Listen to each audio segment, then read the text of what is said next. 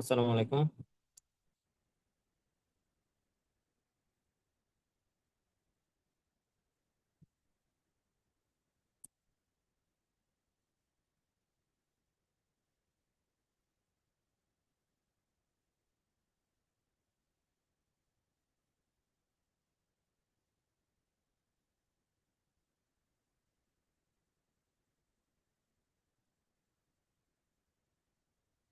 আমরা আজকে পদার্থবিজ্ঞান দ্বিতীয় পত্রের তাপগতিবিদ্যা নিয়ে একটু আলোচনা করব। এটা হচ্ছে আমাদের তাপগতিবিদ্যার প্রথম ক্লাস। আমরা দেখি এই অধ্যায় থেকে আমরা কি কি পড়বো। যারা ফার্স্ট ইয়ারে বর্তমানে আছে এবং ফার্স্ট ইয়ারের শিক্ষার্থীরা যাদের জন্য ফাইনাল, ফার্স্ট ইয়ার ফাইনাল এই চ্যাপ্টারটা আছে তাদের জন্য মূলত রেকর্ড করা। ওকে, আমি যে যে লাইনগুলোকে একটু হাইলাইট করবো এবং দাগাবো, আশা করি ওই লাইনগুলোর দিকে আমরা একটু বেশি করে নজর দেবো।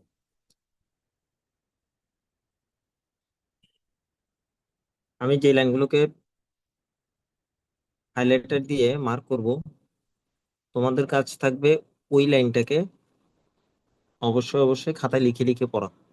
যদি লিখে পড়ি সেক্ষেত্রে আমাদের কাছে জিনিসটা কিছুটা ইজি হবে। ওকে, আমরা শুরু করি। এই চ্যাপ্টারের প্রথমে যে জিনিসটা আছে সেটা হচ্ছে তাপমাত্রা পরিমাপের নীতি। এই চ্যাপ্টারের সাথে আমাদের ক্লাস 9-10 এর বেশ কিছু টপিকস এর সাথে মিল আছে। আমরা 9-10-এ তাপ কাকে বলে, তাপমাত্রা কাকে বলে, তারপর বরফ, ক্যালোরিমিতি, গৃহীত তাপ, বর্জিত তাপ, দেন -5 ডিগ্রি সেলসিয়াসের একটা বরফ তাকে 100 ডিগ্রি সেলসিয়াসের জলীয় বাষ্পে পরিণত করতে কতটুকু তাপের প্রয়োজন হবে, q is equal to m s del theta, এই রিলেটেড কিছু ম্যাথ করে আসছি। সো আমাদের এই চ্যাপ্টারটা ওইটাই, জাস্ট এর একটু এক্সটেন্ডেড ভার্সন। দেখি আমরা এখানে সিরিয়ালি কি কি আছে। প্রথমে হচ্ছে থার্মোমিটার কাকে বলে। ইসাকের বই অনুসারে যেহেতু পড়াচ্ছি, যাদের ইসাকের বই আছে হয়তো রিলেট করতে পারবো। থার্মোমিটার কাকে বলে আমরা এই সংজ্ঞাগুলো পড়বো, যেটা ইম্পর্টেন্ট আমরা ওখানে যাই। উষ্ণতামিতি পদার্থ কাকে বলে। যে সকল পদার্থের উষ্ণতামিতি ধর্ম ব্যবহার করে থার্মোমিটার তৈরি করা হয়, অর্থাৎ থার্মোমিটার তৈরি করা হয় উষ্ণতামিতি পদার্থ দিয়ে। যেমন থার্মোমিটার বিভিন্ন নাম করা হচ্ছে, পারদ থার্মোমিটার, রোদ থার্মোমিটার। এগুলো প্রস্তুতকালে আমাদের উষ্ণতা মিতি ধর্মটা এবং উষ্ণতা মিতি পদার্থের উপর নির্ভর করে যে তাপমাত্রাটা পরিমাপ করা হয় ওই ডিভাইসটার নাম করা হয়। পারদ থার্মোমিটারে পারদের প্রসারণ হলো এই যে এখানে একটা লাইন বক্স করা। পারদ থার্মোমিটার, যেটা পারদ থার্মোমিটারে পারদের যেই প্রসারণ, এই ধর্মটাই হচ্ছে আমার উষ্ণতামিতি ধর্ম। এখন এইখানে আমরা একটা জিনিস দেখি একটু, উষ্ণতামিতি কাকে বলে। তাপমাত্রা পরিবর্তনে পদার্থের যে বিশেষ ধর্ম নিয়মিতভাবে পরিবর্তিত হয় এবং ধর্মের পরিবর্তন লক্ষ্য করে সহজে সঠিকভাবে তাপমাত্রা নির্ণয় করা যায়। অর্থাৎ যে ডিভাইস দিয়ে আমরা আমাদের শরীরের টেম্পারেচার মেজার করি, বলতে পারি এটা এটা হচ্ছে একটা উষ্ণতা মিতি ধর্ম, বা যেটা আমাদের শরীরের টেম্পারেচারটা রাইজ করে সেটা হচ্ছে উষ্ণতা মিতি ধর্ম। আর যে ডিভাইস দিয়ে মেজার করা হয় সেটা হচ্ছে থার্মোমিটার। আমরা একটু আগাই। এই চ্যাপ্টারটা শুরু হচ্ছে এখান থেকে। তাপগতিবিদ্যার শূন্যতম সূত্র কাকে বলে। এখানে আমরা তিনটা সূত্র পাবো। প্রথমটা হচ্ছে তাপগতিবিদ্যার শূন্যতম সূত্র, দেন প্রথম সূত্র, দেন দ্বিতীয় সূত্র। এই তিনটা সূত্রের ভাগ ভাগ করেই পুরো চ্যাপ্টারটাকে গুছানো আছে। এখানে আমরা তাপগতিবিদ্যার শূন্যতম সূত্র, এটার যে নামকরণ করে সেটা সায়েন্টিস্টের নাম হচ্ছে ফাউলার। তিনি বলেছেন দুটি বস্তু যদি তৃতীয় কোনো বস্তুর সাথে তাপীয় সাম্যাবস্থায় থাকে তবে প্রথমোক্ত বস্তু দুটি পরস্পরের সাথে তাপীয় সাম্যাবস্থায় থাকবে। এখানে আমরা তিনটা অবজেক্ট চিন্তা করবো, একটা হচ্ছে পি, একটা হচ্ছে কিউ, এই পি, আরেকটা হচ্ছে কিউ, আরেকটা হচ্ছে আর।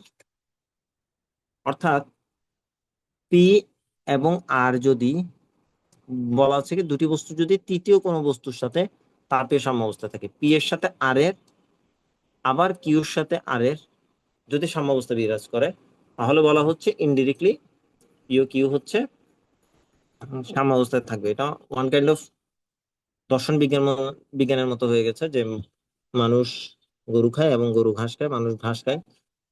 এই এক্সাম্পলটা আমি প্রায় সময় বলি যাতে স্টুডেন্টদের মাথায় শূন্যতম সূত্রটা গেঁথে থাকে। আসি আমরা এই শূন্যতম সূত্র থেকে আমরা তাপমাত্রার ধারণাটা পাই। এখানে আমরা একটা দেখি যে বোল্ড করা লাইন, প্রতিটি বস্তুর এমন একটি ধর্ম আছে যা অন্য একটি বস্তুর সঙ্গে সমান হলে বস্তু দুটি পরস্পর তাপীয় সাম্যাবস্থা। এই লাইনটাই কিন্তু উপরে বলা আছে। তো এই ধর্মটাকে আমরা বলছি তাপমাত্রা। আর এই সূত্রের উপর ভিত্তি করে আমাদের থার্মোমিটার তৈরি করা হয়। এমসিকিউতে আসে যে থার্মোমিটার কোন সূত্রের উপর বেস করে বানানো হয়। তাপগতিবিদ্যার প্রথম সূত্র, দ্বিতীয় সূত্র, তৃতীয় সূত্র। ম্যাক্সিমাম স্টুডেন্ট আমরা ভুল করে, আশা করছি আমরা করবো না। এবার হচ্ছে তাপমাত্রা কাকে বলে, সংজ্ঞাগুলো একটু পড়বো আমরা। এখানে যে লাইনগুলো দাগানো আছে এগুলো এমসিকিউর জন্য আমাদের দরকার। তো এগুলোতে আমি পরে আসি, আমি মূল টপিকসে যাই। থিওরিটা একটু স্টুডেন্টদের জন্য আলোচনা করে দিই, এবং তোমরা অবশ্যই অবশ্যই খাতায় লিখবে যে যে লাইনগুলো মনিটরে দেখা যাচ্ছে শেয়ারে, যে বোল্ড করা এবং হাইলাইটার দেওয়া, এগুলো অবশ্যই লিখবে।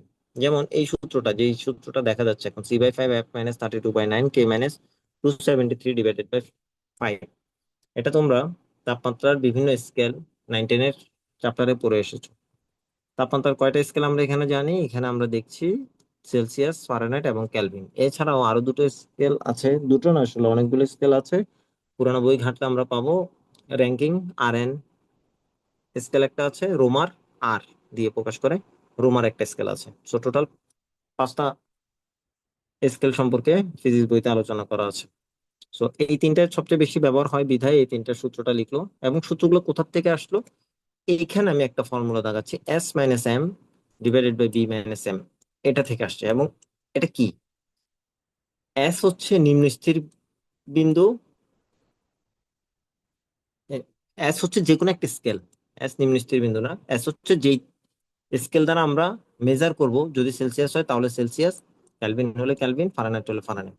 এম হচ্ছে নিম্ন স্থির বিন্দু বা যেটাকে বলবো বরফ বিন্দু। বি হচ্ছে উচ্চ স্থির বিন্দু, অথবা পানির সাথে মেজার করে আমরা বলতে পারি সেটা হচ্ছে স্টিম অথবা জলীয় বাষ্পের বিন্দু। সো এম এবং বি এই দুটো হচ্ছে নিম্ন স্থির বিন্দু এবং উচ্চ স্থির বিন্দু। আর এসটা হচ্ছে যেই স্কেলে মেজার করব তার নাম বা তার স্কেল। এটার উপর ডিপেন্ড করে এখানে একটা সূত্র আছে যেটা ছোটখাটো কিছু ম্যাথ আসে শুরুর দিকে। সেটা হচ্ছে এই এস এবং এম কেই এখানে একটা থার্মোমিটার দিয়ে লেখা আছে যে থিটা, যে কোনো একটা থার্মোমিটার থিটা মাইনাস, আমরা জানি পানির ক্ষেত্রে পানি হচ্ছে, আইস হচ্ছে সর্বনিম্ন স্থির বিন্দু মানে 0 ডিগ্রি সেলসিয়াস বা মাইনাস। সো এক্স আইস এটা হচ্ছে এম এর কাজ করে। আর বাষ্প হচ্ছে আমার সর্বোচ্চ উচ্চ স্থির বিন্দু, এই জন্য লেখা হচ্ছে থিটা স্টিম মাইনাস থিটা আইস। তো এটা S - M B - M এরই একটা ভার্সন। এই সূত্রের উপর সেলসিয়াস, ফারেনহাইট এবং কেলভিন স্কেল বসানোর পর আমরা এই সূত্রটাকে আসলে পাই। সো এটা আগে আসে এই সূত্রের, যেটা আমরা 9-10 পড়ে আসছি, এটা এটা হচ্ছে রেডিমেড ফর্মুলা। আমরা একটু আগাই, যদি আমরা রোদ নিয়ে কাজ করি, রোদের ক্ষেত্রে আমরা এই সূত্রটা বসাবো। থিটা যদি আমার সেলসিয়াস স্কেলে যদি আমার তাপমাত্রায় রোদ বের করি, তাহলে সেই ক্ষেত্রে আমার হচ্ছে আর থিটা, আর থিটা হচ্ছে এস মাইনাস আর নট নিম্ন স্থির বিন্দুতে রোদ, আর 100 উচ্চ স্থির বিন্দুতে রোদ মাইনাস আর নট। সো এটাও S - M/B - M এর সূত্রতেই ভ্যালুটা বসানো হচ্ছে, এবং এখান থেকে আমি থিটাটা বের করছি। ফারেনহাইট স্কেল যদি হয়, ফারেনহাইট স্কেলের ক্ষেত্রে এই যে জিরো, সরি থিটা মাইনাস, ফারেনহাইটের সর্বনিম্ন হচ্ছে 32 ডিগ্রি, সর্বোচ্চ হচ্ছে 180 ডিগ্রি। তো এই দুটো ভ্যালুটাকেই বসানো হচ্ছে। এখানে আসলে সর্বোচ্চ 180 না, এখানে একটু ভুল বললাম, এখানে হচ্ছে 212 মাইনাস সর্বোচ্চ হচ্ছে 212 এবং সর্বনিম্ন হচ্ছে 32। তো বি এর ভ্যালু যদি আমি একটু ড্র করি, বি হচ্ছে 212 এবং এম হচ্ছে 32। এই দুটো ডিফারেন্স হচ্ছে আমার স্কেলের দাগ সংখ্যা। তো সেটা হচ্ছে 180, এখানে একসাথে লেখা আছে। সামনে আগে আমরা এখানে আরেকটা টপিক ইম্পর্টেন্ট, সেটা হচ্ছে পানির তৈলবিন্দু কাকে বলে। এটা আমরা হয়তো পরে এসেছি 9-10, আর যারা পড়িনি তারা এখান থেকে একটু কভার করে নিব। সেটা হচ্ছে যে তাপমাত্রায়, আমরা তো পানির তিনটা রূপ জানি, কঠিন, তরল, বায়বীয়। যে তাপমাত্রায় পানি কঠিনও না, তরলও না, বায়বীয় না, বা তিনোটার মিক্স একটা সাম্যাবস্থায় থাকে, যখন আমি একে তরলও বলতে পারছি না, কঠিনও বলতে পারছি না, বায়বীয় বলতে পারছি না, ওই পয়েন্টটাকে আমরা বলবো পানির ত্রয়োদয় বিন্দু। এখানে এই ভ্যালুগুলো আমার মুখস্থ করতে হবে। এতে চাপ হচ্ছে 4.58 মিলিমিটার পারদ চাপ, এবং তাপমাত্রা হচ্ছে 273.16 কেলভিন। এখান থেকে আমাদের কেলভিন কাকে বলে এই সংজ্ঞাটা আসে, এটা ইম্পর্টেন্ট, এটা আমরা পড়ে নেব। এখানে একটা ছোট কোশ্চেন আসছে, যে তাপমাত্রার তাপগতীয় স্কেল বা পরম স্কেল কাকে বলে। পরম স্কেল দিয়ে এই সংজ্ঞাটা আসে, এটা আমরা একটু দেখব।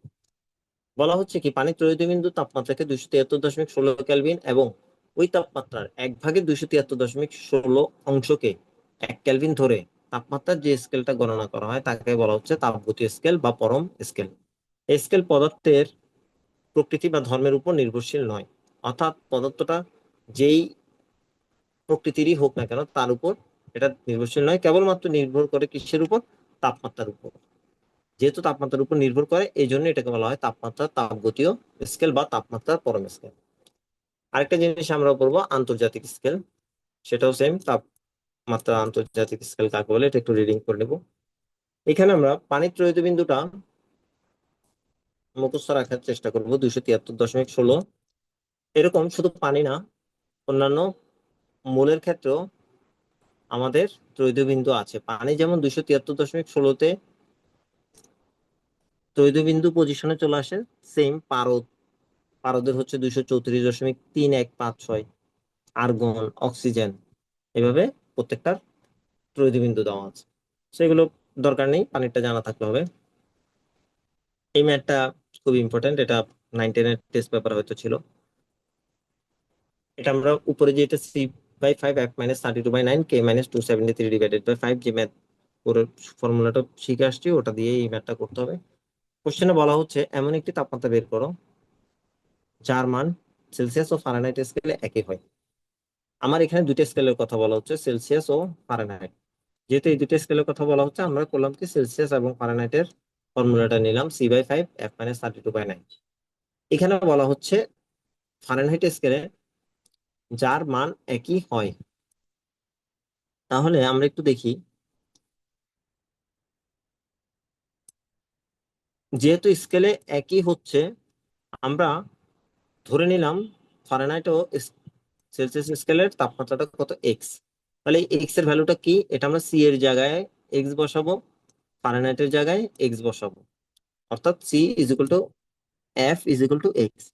তাহলে এখানে যদি আমি বসাই, আমরা এক্স এর ভ্যালুটা পাবো -40 ডিগ্রি সেলসিয়াস। অর্থাৎ এই তাপমাত্রায় সেলসিয়াস স্কেল অথবা ফারেনহাইট স্কেল যেটাতে আমরা মেজার করি না কেন, একই তাপমাত্রা পাবো। এই ম্যাথটা করার পর, এটা আমাদের 9-10-এ ছিল না, তবে এটাতে আমি অবশ্যই ইম্পর্টেন্ট দিব। সেটা হচ্ছে কোন তাপমাত্রায় সেলসিয়াস ও ফারেনহাইট স্কেলের পার্থক্য 40 ডিগ্রি হয়। এখানে কিন্তু আমার বলা হয় নাই যে সেলসিয়াস বড় নাকি ফারেনহাইট বড়। যেহেতু বলা হয় নাই, সেহেতু আমি এই জায়গাতে একটু চেঞ্জ আছে। সেম ফর্মুলাতে বসাবো c/5 f-32/9, কিন্তু পার্থক্য হচ্ছে ধরে নিলাম সেলসিয়াসের স্কেলের পার্ট হচ্ছে এক্স। আগেরটাই যেহেতু বলা হচ্ছে যে একই পার্ট দিবে, so Celsius is equal two Fahrenheit is equal to x বসালাম। কিন্তু এখন যেহেতু বলা হচ্ছে যে দুটোর মধ্যে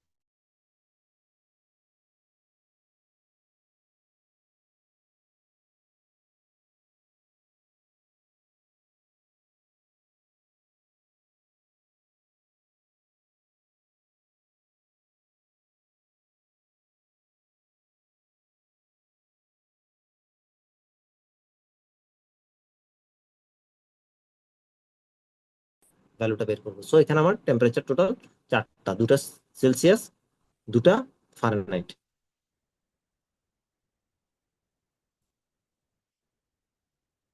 এবার আসি, এটা আমরা মাস্ট করবো, এই অঙ্কটা একেবারে ইজি। একটু আগে আমরা যে রোধের একটা ফর্মুলা শিখলাম, এটা ওই ফর্মুলারই একটা ব্যবহার। কি বলা হচ্ছে, একটি প্লাটিনাম রোধ থার্মোমিটার 0 ডিগ্রি সেলসিয়াস তাপমাত্রা যখন এত ওহম দেয় এবং 100 ডিগ্রি সেলসিয়াস তাপমাত্রা যখন এত পার্ট দেয়, এত তাপমাত্রায় যন্ত্রটির কত পার্ট দিবে। অর্থাৎ তার স্কেলের মান জানতে চাইলো আর থিটা, অথবা যদি আমরা এস মাইনাস স্কেলের সাথে মেজার করি, s minus m divided by b minus m, এটা ছিল আমার উচ্চ স্থিরবিন্দু নিম্ন স্থিরবিন্দুর সূত্র বেসিক। তো এই এসটা হচ্ছে এখানে আমার রোধের পার্ট, এমটা হচ্ছে আর নট অর্থাৎ 0 ডিগ্রি সেলসিয়াস তাপমাত্রায় তার রোধ কত, বিটা হচ্ছে আর 100 অর্থাৎ সর্বোচ্চ তাপমাত্রায় 100 তাপমাত্রায় বা বেশি তাপমাত্রায় তার রোদের পাটটা কত। তাহলে আমরা সবগুলো এখানে পেলাম। থিটা দেওয়া আছে 33.3 ডিগ্রি। এখান থেকে আমরা জাস্ট এস এর ভ্যালু বোঝার সুবিধার্থে আমি বলছি এস এর ভ্যালু। সো এখান থেকে আমরা আর এর ভ্যালুটা পেয়ে গেলাম। এতটুকু পর্যন্ত যা ছিল, আমরা যে তাপমাত্রার স্কেল নিয়ে আলোচনা করলাম, এটা ছিল আমার তাপ গতিবিদ্যার বা তাপ গতির শূন্যতম সূত্র। এবার আমরা যাচ্ছি তাপগতির প্রথম সূত্র, অর্থাৎ শূন্যতম সূত্র থেকেই আমার আসলে থার্মোমিটারের আবিষ্কার। সো আমরা তাপগতির প্রথম সূত্রে দেখি কি কি আছে।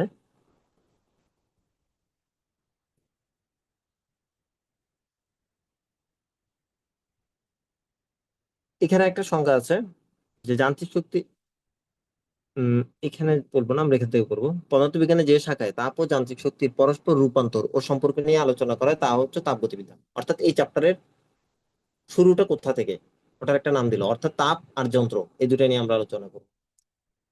তাপগতির প্রথম সূত্র জানার আগে আমরা যে জিনিসটা জানবো সেটা হচ্ছে সিস্টেম কাকে বলে। এটা খুবই ইম্পর্টেন্ট, আমি এখানে মার্ক করলাম। তোমরা অবশ্যই এখানে তোমাদের মতো করে ইম্পর্টেন্ট দিয়ে রাখবে। সিস্টেমের সংজ্ঞাটা একটু বলি, এরপর আমি আলোচনা করি। বলা হচ্ছে তাপগতীয় ব্যবস্থা বা সিস্টেম বলতে তল বা বেষ্টনী দ্বারা সীমাবদ্ধ, এই লাইনটাকে একটু হাইলাইট করি, সীমাবদ্ধ কোনো নির্দিষ্ট পরিমাণ বস্তুকে বোঝায় যেখানে তাপগতীয় চলরাশি চলরাশি আছে, চাপ, আয়তন, তাপমাত্রা। অর্থাৎ পি প্রেসার, ভি ভলিউম, টি টেম্পারেচার। আমরা যখন লা শাতেলিয়ের নীতিটা পড়ি বা লা শাতেলিয়ের সূত্র পড়ি কেমিস্ট্রিতে, ওখানে লা শাতেলিয়ের নীতি বলার সময় আমরা নিয়ামক বলে একটা টার্ম পড়ি। ওই নিয়ামকের ব্র্যাকেটে আমাদের এই তিনটা টার্ম নিয়ে লেখা থাকে। যে কোনো সাম্যাবস্থা থাকাকালে যদি বস্তুর একটি নিয়ামক পরিবর্তন করা হয়, অর্থাৎ যদি চাপ, আয়তন বা তাপমাত্রা যে কোনো একটি পরিবর্তন হয়, তাহলে বিক্রিয়াটি এমন দিকে প্রভাবিত হবে যাতে পুরো বিক্রিয়াটাই সম্মুখী বিক্রিয়া ও পশ্চাৎমুখী বিক্রিয়ার মধ্যে কিছুটা নাড়া পড়ে। এখন এখানে সিস্টেমটা হচ্ছে, ওরা একটা এক্সাম্পল দিয়ে রাখলো এখানে, যেমন বললো কি, একটি পিস্টন যুক্ত সিলিন্ডারে অথবা একটি বেলুনে আবদ্ধ গ্যাসকে আমরা তাপগতীয় ব্যবস্থা বা সিস্টেম বলে থাকি, কিন্তু ঢাকনাবিহীন হাঁড়িকে পানি ফোটানো হলে তাকে সিস্টেম বলা হয় না।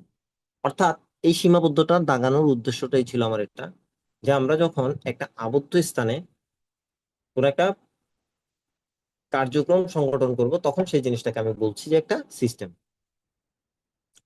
এই সিস্টেমের বিভিন্ন প্রকার আমরা দেখবো, যে উন্মুক্ত সিস্টেম, বদ্ধ সিস্টেম। সো এটা সামনের দিকে পাবো, যেহেতু এখানে সিস্টেম ছিল আলোচনা করলাম। সিস্টেমের আরো ডিটেলস আমরা লাস্টে, এই চ্যাপ্টার লাস্টের দিকে পাবো, এবং ওখান থেকে কোশ্চেন আসবে। পরিপার্শ্ব কাকে বলে, অর্থাৎ এনভায়রনমেন্ট, সারাউন্ডিংস। তাপগতির স্থানাঙ্ক দরকার নেই খুব একটা, সাম্যাবস্থা লাগবে না, তাপগতীয় প্রক্রিয়া। আভ্যন্তরীণ শক্তি, এটা ইম্পর্টেন্ট। এই চ্যাপ্টারটা আস্তে আস্তে আভ্যন্তরীণ শক্তি বা আমরা তাপগতির প্রথম সূত্রের ডিপের দিকে যাচ্ছি। আভ্যন্তরীণ শক্তি বইয়ের আকারে বলি, তারপরে আমি একটা এক্সাম্পল বলে আশা করি সবার মনে থাকবে। কোন সিস্টেমের মধ্যে যে শক্তি অন্তর্নিহিত বা সুপ্ত অবস্থায় থাকে, যা পরিবেশ পরিস্থিতিতে বহিঃপ্রকাশ ঘটায়, তাকে আভ্যন্তরীণ শক্তি বলে। আমি যদি এক্সাম্পলটা এইভাবে বলি, ধরলাম আমরা চুলাতে পানি গরম করব। তো আমরা করলাম কি, একটা পাতিল নিলাম, পাতিল নিয়ে তাতে পানি দিলাম, পানি দিয়ে তাকে চুলার উপর দিলাম। আমার প্রথমে হয় কি, প্রথমে পানি তো গরম হয় না, প্রথমে হচ্ছে পাত্রটা গরম হয়। পাত্র গরম হয়ে তারপর গিয়ে সেটা পানিতে ইম্প্যাক্ট ফেলে এবং পানিটা গরম হতে থাকে। যখন গরম হয় শেষ করে আমরা এটাকে ঠান্ডা করে আমরা আমাদের কাজে ব্যবহার করি। সো আমাদের উদ্দেশ্যটা ছিল কি, পাত্র গরম করা না, পানি গরম করা। কিন্তু পানি গরম করার জন্য আমি তাকে একটা সারাউন্ডিংসে অর্থাৎ পাত্রের সহায়তা নিয়ে তাকে গরম করতে হলো, কারণ এছাড়া আমার সম্ভব না। যদি আমি পানিটাকে ডিরেক্ট আগুনে ফেলি তাহলে আগুন নিভে যাবে। সো আমাকে করতে হচ্ছে কি, একটা মিডিয়াম ইউজ করতে হলো। এই মিডিয়ামটা নিজে হিটেড হওয়ার জন্য বা নিজে উত্তপ্ত হওয়ার জন্য যেই টাইমটা বা যেই প্রসেসের মধ্যে দিয়ে যায় বা যেই শক্তিটা সে নিজে অ্যাবজর্ব করে, এটাই হচ্ছে আমার আভ্যন্তরীণ শক্তি। তাহলে আমরা বুঝতে পারলাম কি, যদি একটু ইজিলি বলি, কাজ করার উদ্দেশ্যে যে শক্তিটা দরকার, শক্তিটাই কিন্তু আউটপুট না, শক্তিটা হচ্ছে জাস্ট কাজটাকে করার জন্য আমরা ব্যবহার করতেছি। এটা ওয়ান কাইন্ড অফ আমার লস হিসেবেই পড়ে, কারণ পাত্রটা গরম হচ্ছে, এটা আমার মেইন কাজ ছিল না। সো আভ্যন্তরীণ শক্তি হচ্ছে মূল কাজের আগে তার যে প্রসেসিং এর জন্য শক্তিটা ব্যয় হয়, সেটা হচ্ছে আমার আভ্যন্তরীণ শক্তি। এখানে এই লাইনগুলো একটু এমসিকিউ, একবার রিডিং করা থাকলে আমাদের জন্য সুবিধা। বলছে কি, সিস্টেমে তাপ প্রয়োগ করলে অভ্যন্তরীণ শক্তি বৃদ্ধি পায়। অর্থাৎ আমরা পাতিল গরম করার ক্ষেত্রে চিন্তা করি, তাপমাত্রা যদি বাড়াই পাতিলটা গরম হচ্ছে। আর তাপ প্রয়োগ না করলে কি হচ্ছে, পাতিল তো যেমন ছিল তেমনই আছে। So, ওটাই এটা এই লাইনটাকে লিখলো, তাপ প্রয়োগ না করলে আভ্যন্তরীণ শক্তি ধ্রুব থাকে, অর্থাৎ আগে যেমন ছিল তেমনই থাকে। বিজ্ঞানী জুল, এই কাজ এবং তাপ, মানে আমি যে তাপ দিচ্ছি, আমি যে কাজ পাচ্ছি, আউটপুট পাচ্ছি, এই দুটোর মধ্যে একটা সম্পর্ক পায়। এবং এই সূত্রটাকেই আমরা জুলের মতবাদ বা তাপগতিবিদ্যার প্রথম সূত্র হিসেবে আখ্যায়িত করি বা পরিচিত আমরা এই সূত্রের সাথে। সূত্রটা কি বললো, ফার্স্ট আমরা একটু সমীকরণ পড়ে ফেলি, একটু উল্টা প্রশ্ন থাকে। ডাব্লিউ ইজ প্রপোর্শনাল কিউ, অর্থাৎ কাজ আর তাপ সমানুপাতিক। এবার দেখি সূত্রতে কি বলা হচ্ছে, যখন কাজ সম্পূর্ণভাবে তাপে বা তাপ সম্পূর্ণভাবে কাজে রূপান্তরিত হয়, মানে ভাইস ভার্সা, তখন কাজ ও তাপ পরস্পরের সমানুপাতিক হয়, ডাব্লিউ ইজ প্রপোর্শনাল কিউ। আমরা যদি সমানুপাতিকটা তুলে ফেলি, একটা ধ্রুবক আনবো, সেটা হচ্ছে যে, যাকে আমরা বলবো তাপের যান্ত্রিক সমতা। এটা হয়তো আমরা 19 একটু পড়ে আসছি, যে 1 জুল সমান সমান 4.2 ক্যালোরি। তো এটা হচ্ছে ওই জুলটা। তাপগতিবিদ্যার প্রথম সূত্রকে আমরা একটু এক্সটেন্ডেড করলাম।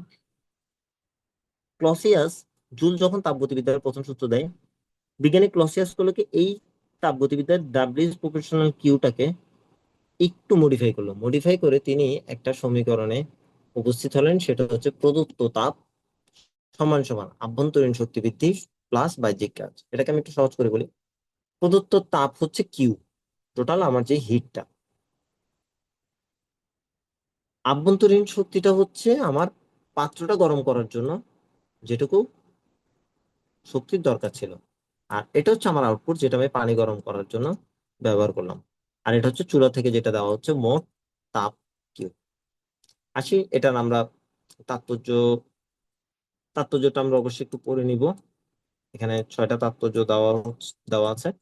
তো এটা রিডিং করলে আশা করি তোমরা পারবে। এটাতে আমি না যাই, আমি যেটা আলোচনা করা লাগবে সেটা দেখি।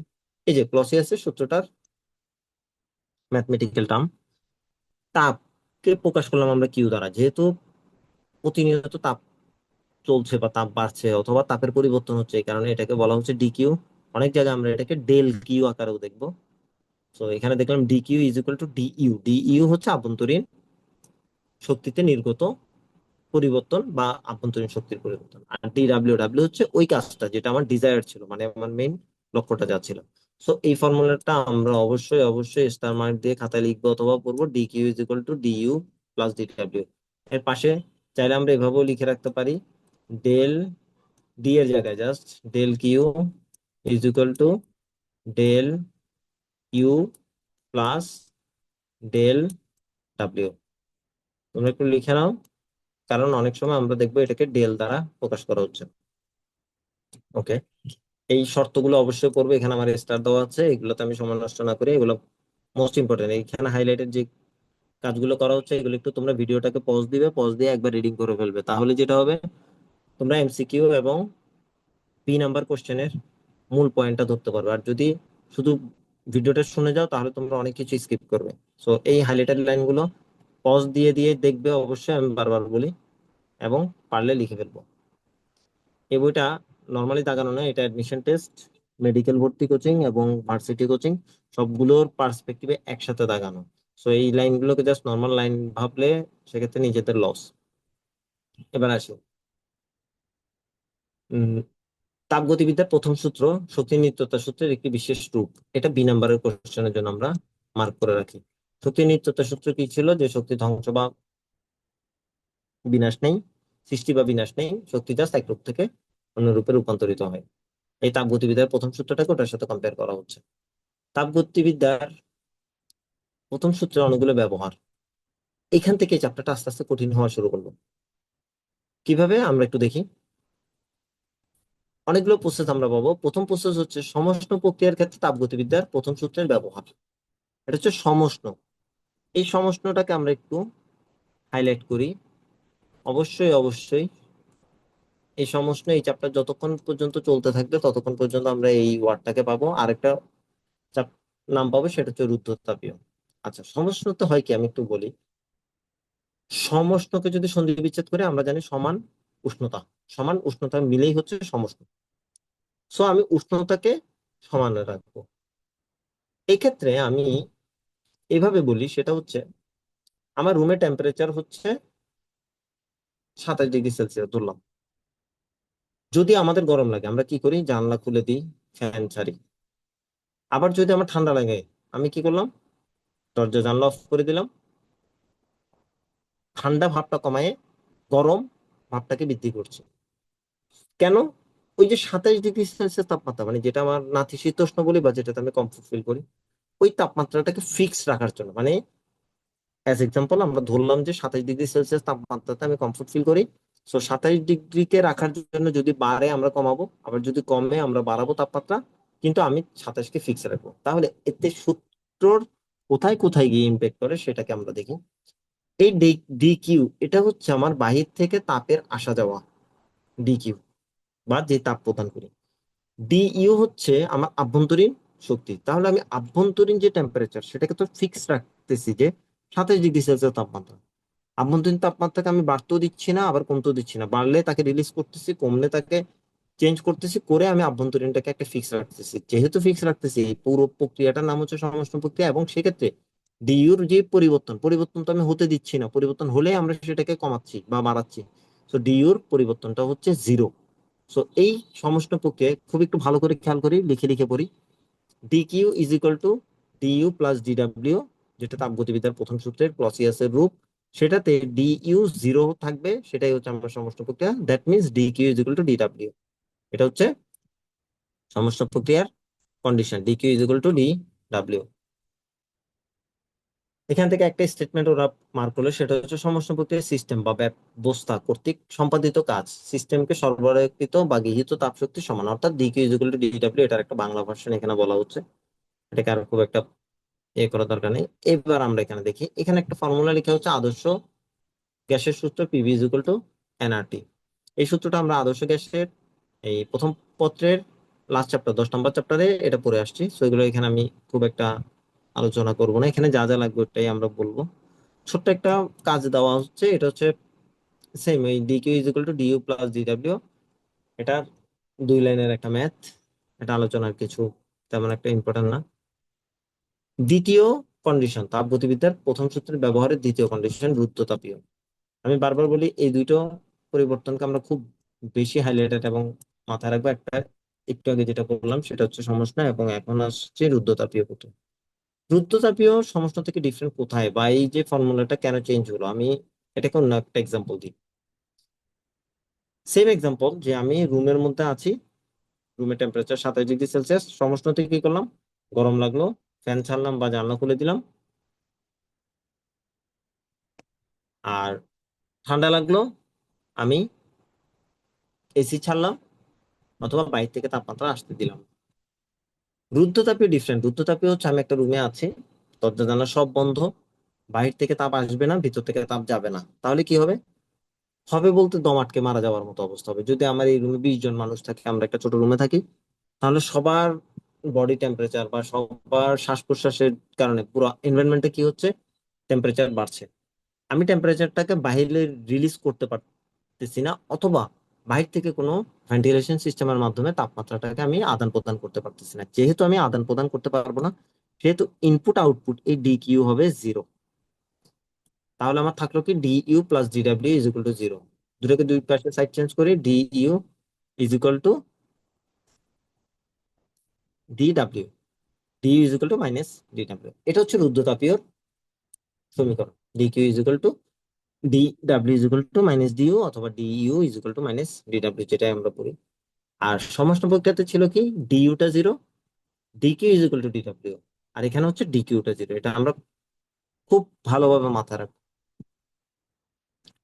হাইলাইটের যে লাইনগুলো দেখছি এগুলো আমরা পজ দিয়ে অবশ্যই দেখবো। যেমন দেওয়া আছে এই কন্ডিশন গুলো থেকেই তারা বের করলো রুদ্ধতাপীয় প্রসারণের সময় বাহ্যিক কাজ করার জন্য অন্তর্নিহিত শক্তি হ্রাস পায়, ফলে তাপমাত্রাও হ্রাস পায়।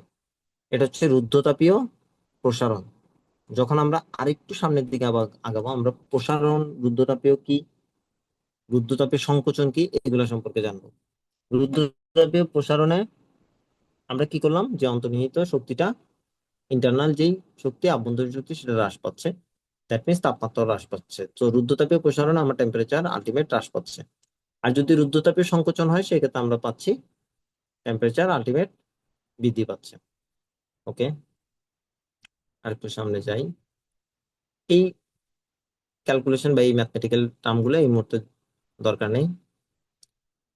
এটার আনসার আমরা যদি বোর্ড কোশ্চেন দেখি বা প্রিভিয়াস কোশ্চেন গুলো দেখি, দেখবো আমরা বি নাম্বারে এই কোশ্চেনটা খুব বেশিরভাগ সময় আসছে।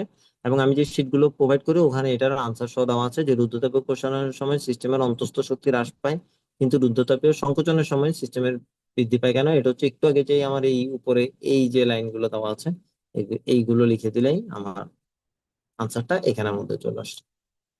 সো এটা শীটেও দেওয়া আছে, আশা করি দেখলে সবাই ইজিলি ধরতে পারবো। দুইটা পরিবর্তন করলাম তাপগতিবিদ্যার, একটা হচ্ছে সমষ্ণ প্রক্রিয়া আর একটা বললাম রুদ্ধতাপীয়। এবার হচ্ছে ধ্রুব আয়তন, মানে হচ্ছে সম আয়তন। এখানে ধ্রুব আয়তন লেখা আছে সাধারণত বা অন্যান্য বইয়ে লেখা আছে সম আয়তন। একটা ছিল সমান উষ্ণতা, সমউষ্ণ, আর একটা ছিল রুদ্ধতাপীয় প্রক্রিয়া, অর্থাৎ রুম বা রুদ্ধ, আবদ্ধ। আরেকটা হচ্ছে ধ্রুব আয়তন। এই ক্ষেত্রে আমি আয়তনকে ফিক্স রাখার একটা চেষ্টা করব। আয়তন হচ্ছে ডিভি, ডিভি বা তার আয়তনের পরিবর্তন হচ্ছে জিরো। আমরা এই সমীকরণটা আগে কোথাও পাইনি, কিন্তু এটা আমার ইম্পর্টেন্ট। এটাকে আমি একটু হাইলাইট করি যেহেতু এখানে করা নেই। এটা অবশ্যই অবশ্যই তোমরা খাতা লিখে ফেলো। সেটা হচ্ছে D you is equal to P D V. আর ডেল দিও আমরা লিখবো, সেটা হচ্ছে ডেল ডাব্লিউ, সরি ইউ বললাম, এটা ডেল ডাব্লিউ is equal to p del v. এই সমীকরণ আমার অনেক জায়গায় ব্যবহার হবে। ডাব্লিউ is equal to p del v, del ডাব্লিউ is equal to p del v অথবা d W is equal to P d v. Pressure থাকবে ফিক্সড, আয়তন আর চেঞ্জ হবে। সমায়তন প্রক্রিয়ায় আমরা পাবো d Q is equal to d u. এখানে কিন্তু ডি ডাব্লিউ এর কোনো কাজ নেই। এই যে পি ডেল ভি, আমি যদি আয়তনকে ফিক্স রাখি, ডেল ভি যদি জিরো রাখি, তাহলে পি এর সাথে এই ডেল ভি যদি আমার জিরো হয়, তাহলে জিরো দিয়ে পি কে মাল্টিপ্লাই করলে আমার হচ্ছে পি ডেল ভি টোটাল হচ্ছে জিরো। দ্যাট মিনস আমার সমায়তন প্রক্রিয়ায় কোনো ধরনের কাজ হচ্ছে না। সেক্ষেত্রে আমি কি পাই, d Q is equal to d u. অর্থাৎ যে তাপমাত্রাটা আমি দিচ্ছি পুরাটাই পাত্র গরম হওয়ার কাজে ব্যবহার হচ্ছে, পানি গরম হচ্ছে না। এভাবে মাথায় রাখি। তো আমার টোটাল আউটপুট জিরো, কিন্তু আমার টোটাল ইনপুটটাই আভ্যন্তরীণ শক্তিতে খরচ হয়ে যাচ্ছে। 4 নম্বর স্টেপ হচ্ছে সমচাপ। তাহলে আমরা কি কি পেলাম, সমান তাপমাত্রা বা সমষ্ণ, সমান উষ্ণতা, সমায়তন পেলাম একটু আগে, এখন হচ্ছে সমান চাপ। আর মাঝখানে একটা একটু ডিফারেন্ট পেলাম, সেটা হচ্ছে রুদ্ধতাপীয়। এই সমচাপ প্রক্রিয়াটাই একটু আগে যে সূত্রটা লিখলাম আমরা, সেটা কৃত কাজ W is equal to P আয়তনের পরিবর্তন অর্থাৎ ডেল পি। এটার একটা ছোট করে সংজ্ঞা এবং একটা ইকুয়েশন দেওয়া আছে, এতটুকু মাথায় রাখলে হবে। সমচাপ হচ্ছে del D W is equal to P D V. এটার একটা ম্যাথ দেওয়া ছোট, এটা আমরা দেখে নিব।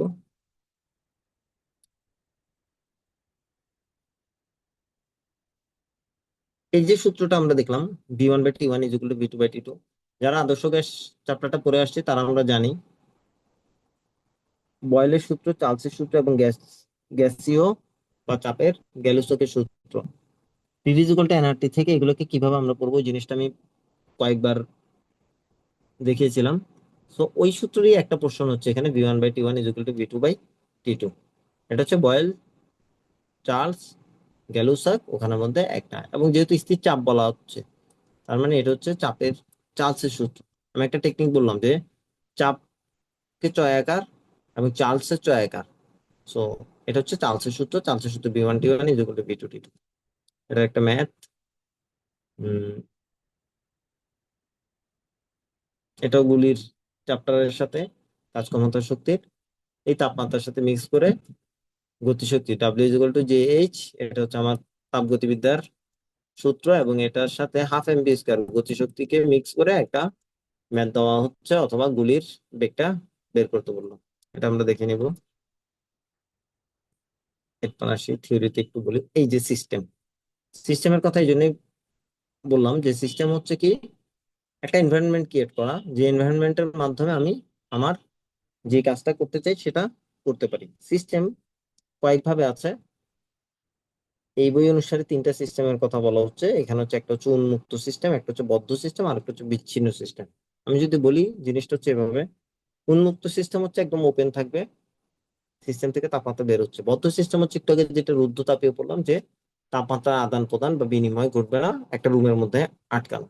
বিচ্ছিন্ন সিস্টেম হচ্ছে কখনো যদি তোমার মনে হয় যে তাপমাত্রা বের করতে হবে, করলাম, মানে কখনো সেটা উন্মুক্ত সিস্টেমের মতো, আবার কখনো তোমার মনে হচ্ছে না আমি বদ্ধ অবস্থাতেই পুরো সিস্টেমটাকে চালাবো, তাহলে সেটা হচ্ছে বদ্ধ সিস্টেমের মতো। দ্যাট মিনস বিচ্ছিন্ন সিস্টেম হচ্ছে দুইটা সিস্টেমের মিক্স, ব্লেন্ডিং, উন্মুক্ত এবং বদ্ধ। তাপীয় সিস্টেমে বিভিন্ন প্রকার তাপগতীয় পরিবর্তন, এই চারটাই আমরা একটু আগে পড়লাম। সমস্ত পরিবর্তন এগুলো অবশ্যই, আরেকটা জিনিস বলা হয়নি সেটা হচ্ছে এই চ্যাপ্টারের ইংরেজি টার্মগুলো অবশ্যই পড়বো, কারণ এগুলো মাঝে মধ্যে পরীক্ষায় তুলে দেয় এবং আমরা তখন হিমশিম খাই। যদি বলে এডিয়াবেটিক প্রসেস কি, তাহলে আমরা বুঝবো না যে রুদ্ধতাপীয় পরিবর্তন। So, আমরা তো রুদ্ধতাপীয় পরিবর্তন পারি বা আর কিছু হলেও লিখতে পারবো, কিন্তু এডিয়াবেটিক প্রসেস জিজ্ঞেস করলে বা এডিয়াবেটিক পরিবর্তন জিজ্ঞেস করলে সেক্ষেত্রে আমরা আটকে যাবো। তো এগুলোর ইংলিশ গুলো আমরা পড়বো, এই টার্ম গুলো আর তেমন লাগবে না। এই যে বয়েলের সূত্র চলে আসছে। দেন সমষ্ণ শর্তগুলো কি কি, এগুলো রিডিং অবশ্যই করবো। সমষ্ণ পরিবর্তন কোথায়, এটা একটি ধীর প্রক্রিয়া, তাপে সুপরিবহ হওয়া প্রয়োজন, সমষ্ণ লেখা অপেক্ষাকৃত কম খাড়া। আমরা সামনের দিকে দুটো ইম্পর্টেন্ট কোশ্চেন করবো, সেটা হচ্ছে এই হয়তো সেটা নেক্সট ক্লাসে আমরা বলবো। সমষ্ণ রেখার এই যে স্লোপ আর রুদ্ধতাপীয় রেখার যে স্লোপ, এই দুটোর মধ্যে একটা অধিকতর খাড়া আর একটা একটু ঢালু, কেন? এ- এটা কিভাবে আমরা কোশ্চেনটা নোট করে পড়বো সেটা আমি বলে দেবো। সো আপাতত যদি বলি যে সমস্যা পক্ষে এই যে বয়েলের সূত্রের ম্যাথ করা, P1 V1 equal to P2 V2, then P V equal to N R T, এটা হচ্ছে আদর্শ গ্যাসের সূত্রের math. P V equal to N R T সূত্র আমরা এখন দেখবো না, এটা আরো কয়েকটা টপিকস এর পরে যখন আমরা এই জিনিসটা দেখবো তখন আমরা এটা বুঝতে পারবো। রুদ্ধতাপীয় পরিবর্তনকে আমরা একটু করে হিন্টস জানি, আর একটু ডিটেলস আমরা দেখবো যে এই পরিবর্তনগুলো কিভাবে হয়। আর আপাতত প্রথম ক্লাস হিসেবে আমি বলবো এতটুকু পর্যন্ত আমরা পজ দিব, সেটা হচ্ছে এই সিস্টেম পর্যন্ত, এতটুকু পর্যন্ত আমরা আলোচনা করলাম। দ্বিতীয় ক্লাস আমরা এখান থেকে শুরু করব, সমষ্ণ পরিবর্তন কি হচ্ছে, সমীকরণ কি, গ্রাফ কি। দেন দেখবো রুদ্ধতাপীয় পরিবর্তন কি হচ্ছে, সমীকরণটা কি, গ্রাফটা কি। 1 আর 2 এই দুটাকে খুব ইম্পর্টেন্টলি পড়তে হবে, কারণ কোশ্চেন পুরোটাই আসবে এই দুটোর চেঞ্জের উপর। পরের দুটো খুব একটা ইম্পর্টেন্ট না বা কোশ্চেনের জন্য আসার জন্য রিলেভেন্ট না, আমরা দেখলে বুঝবো। ধন্যবাদ। তোমরা এতটুকু পর্যন্ত যা যা